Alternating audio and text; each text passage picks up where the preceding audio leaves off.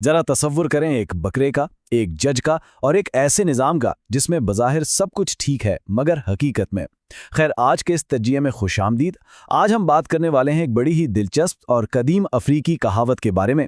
ये कहावत बज़ाहिर तो इंसाफ और मवेशियों के गिर्द घूमती है, लेकिन दरहकीकत ये हमारे मुआशरे के एक इंतहाई पेचीदा और गहरे मसले की जानिब इशारा करती है।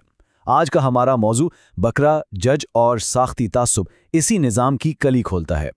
अब जरा इस कदरे अजीब, बल्कि सच पूछें तो थोड़ी मजारिया सूरत हाल पर गौर करें। फर्ज करें एक गांव की अदालत है। कटहरे में एक बकरा खड़ा है जिस पर पड़ोसी की फसल खाने का इल्जाम है, और वो बड़े इत्मीनान से एक मुनसिफाना ट्रायल की उम्मीद लगाए बैठा है। लेकिन एक सेकंड, क्या इस बकरे को वाकई इंसाफ मिल सकता है अगर इस केस की समाअत करने वाला जज खुद बकरे का गोश्त बेचने का कारोबार करता हो? जज की तो रोजी रोटी ही इस बात से चलती है कि वो बकरे को मुजरिम करार दे, उसे जब्त करे और फिर मजे से उसका गोश्त बाजार में फरोख्त कर दे। जाहिर है बकरे का केस तो शुरू होने से पहले ही खत्म हो चुका है ना? और इसकी वजह सबूतों की कमी बिल्कुल नहीं है, बल्कि जज की वो माली तरगीब है जो इसके फैसले पर असरअंदाज हो रही है। सच तो यह है कि माशी मफाद किसी भी किस्म की गैर जानिबदारी के दिखावे पर मुकम्मल तौर पर हावी हो जाता है। जब फैसला सुनाने वाले का माली फ़ायदा सीधा सीधा आपको कसूरवार ठहराने से जुड़ा हो, तो वहाँ गैर जानिबदारी की उम्मीद रखना महज एक शराब है। तो चलिए जरा इस साख्ती तासुब या जिसे स्ट्रक्चरल बायस कहते हैं उसका पर्दा चाक करते हैं और देखते हैं कि ये इनफरादी सतह की बदउनवानी से किस तरह मुख्तलिफ और कहीं ज़्यादा ख़तरनाक है। देखें, इनफरादी बदनवानी और साख्ती तासुब में ज़मीन आसमान का फ़र्क है। एक तरफ वो जज है जो मेज़ के नीचे से खुफिया तौर पर रिश्वत लेता है, जो कि वाज़े तौर पर एक गैर कानूनी फेल है। लेकिन दूसरी तरफ साख्ती तासुब में नाइंसाफ़ी उस पूरे किरदार और निज़ाम के अंदर रची बसी होती है। उस जज को कोई बाकायदा रिश्वत लेने की ज़रूरत ही नहीं पड़ती, क्योंकि उसका जायज़ पेशा ही ऐसा होता है कि वो सज़ाएं सुनाकर अपना मुनाफा कमाए। निज़ाम खुद इस तरह तरतीब दिया गया होता है कि बस एक ख़ास नतीजा ही सामने आए।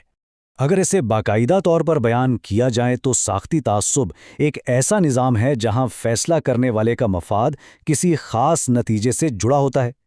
ऐसी सूरत हाल में तमाम कानूनी ज़ाब्ते, लंबी लंबी समातें और शवाहिद की जांच पड़ताल महज एक थिएटर का रूप धार लेते हैं। ताकत का अदम तवाज़ुन इतना गहरा होता है कि बज़ाहिर नज़र आने वाला मुनसिफाना अमल दरअसल सिर्फ एक ड्रामा बनकर रह जाता है जिसकी स्क्रिप्ट पहले दिन से लिखी जा चुकी होती है। अब आप सोच रहे होंगे कि आज के इस जदीद दौर में गोश्त बेचने वाले जज और बकरे कहाँ से आ गए? तो आइए देखते हैं कि ये कदीम कहावत हमारे आज के जदीद इदारों पर कैसे पूरी उतरती है। ये चंद जदीद मिसालें बड़ी खूबसूरती से वाज़े करती हैं कि असल ताकत किसके पास है और रोज़मर्रा की ज़िंदगी में कुर्बानी किसकी दी जाती है। हेल्थ केयर यानी सेहत के शोबे को ही ले लें। इंश्योरेंस कंपनियां इस वक्त सबसे ज़्यादा मुनाफा कमाती हैं जब वो मरीजों के क्लेम मुस्तरद करती हैं। यहाँ बीमार मरीज़ वो बेबस बकरा है जो इंसाफ का मुंतज़र है। इसी तरह गिग इकोनॉमी में प्लेटफॉर्म्स कमीशन फीस के चक्कर में काम करने वालों का इस्तेहसाल कर सकते हैं। और मीडिया में जब न्यूज़ आउटलेट्स इश्तिहारात की आमदनी पर चलते हैं तो वहाँ सच्चाई और आवाम बिल्कुल उसी बकरे की तरह बेबस हो जाते हैं। बात यहीं ख़त्म नहीं होती। और हाँ, यहाँ हमारा मकसद किसी ख़ास इदारे की मुखालफत करना हरगिज़ नहीं है, बल्कि मुफादात के टकराव के इस तरीक़ाकार का गैर जानिबदाराना जायज़ा लेना है। ज़रा सोचिए, जब हुकूमती एजेंसियां मुस्तक़बिल के लॉबिंग माहिदों की तवक्को रखती हों तो आम शहरी मुतासिर होता है। जब कॉर्पोरेट दफातर में इंसानी वसाइल या HR डिपार्टमेंट का बुनियादी मकसद सिर्फ आला इंतज़ामिया को बचाना हो, तो शिकायत करने वाला मुलाजिम बकरे भी तरह कुर्बान हो जाता है। या फिर वो ममालिक जहां मुनाफा बख्श प्राइवेट जेलें मौजूद हैं, वहां जाहिर है कैदी इस मुआशी मफाद का ईंधन बन जाते हैं। इस बात को मजीद गहराई से समझने के लिए एक हकीकी केस स्टडी की तरफ चलते हैं। कॉर्पोरेट विसल ब्लोअर्स यानी वो लोग जो किसी महकमे में होने वाली खराबी की निशानदेही करते हैं। आइए इस मुनसिफाना तहकीकात के वहम को जरा करीब से देखते हैं। एक विसल ब्लोअर के साथ अमूमन क्या होता है? पहला कदम, वो बड़ी ईमानदारी से धोखाधड़ी का पता चलने पर HR को रिपोर्ट करता है। दूसरा कदम, एक बज़ाहिर मुनसिफाना तहकीकात का आगाज़ होता है। लेकिन याद रखें, यहाँ HR डिपार्टमेंट ही जज है और उसका अपना बोनस और तरक्की कंपनी के एग्जीक्यूटिव्स को बचाने से जुड़ी है। तो तीसरा कदम क्या होगा? बिल्कुल, वो तो पहले दिन ही तय हो चुका होता है, यानी मालूमात फराहम करने वाले की अपनी बरतरफी। ये तरीक़ेकार वाज़े तौर पर इंतज़ामिया के मुफादात के तहफ़्फ़ुज़ के लिए ही बनाया गया होता है। तो यहाँ सबसे अहम नुक्ता ये है कि इस तमाम अमल में होने वाली मुलाकातें, शवाहिद की जांच पड़ताल और गवाहों के इंटरव्यूज़, ये सब महज एक दिखावा हैं। جب معاشی مفادات کے تحت نتیجہ پہلے ہی طے کر دیا جا چکا ہو کہ بھائی اسی شخص کو راستے سے ہٹانا ہے، تو یہ ساری قانونی کارروائیاں صرف اس ناانصافی پر قانون کا ٹھپا لگانے کے لیے ہوتی ہیں۔ اب سوال یہ پیدا ہوتا ہے کہ کیا اس کا کوئی حل ہے؟ آئیے ان دھاندلی زدہ نظاموں سے نمٹنے کے لیے چند عملی حکمت عملیوں پر بات کرتے ہیں جو آج کے ہر جدید بکرے کے لیے جاننا بہت ضروری ہیں۔ اپنے دفاع کا آغاز ہمیشہ اس ایک انتہائی اہم تشخیصی سوال سے کریں۔ کسی بھی تنازع میں پڑھنے یا مذاکرات کی میز پر بیٹھنے سے پہلے یہ سوچیں، کیا فیصلہ کرنے والے کو آپ کے خلاف فیصلہ سنانے سے کوئی مالی یا پیشہ ورانہ فائدہ ہو رہا ہے؟ اگر جواب ہاں میں ہے تو سمجھ جائیں کہ آپ اس بکرے کی جگہ پر ہیں اور جج گوشت بیچنے کا کاروبار کرتا ہے۔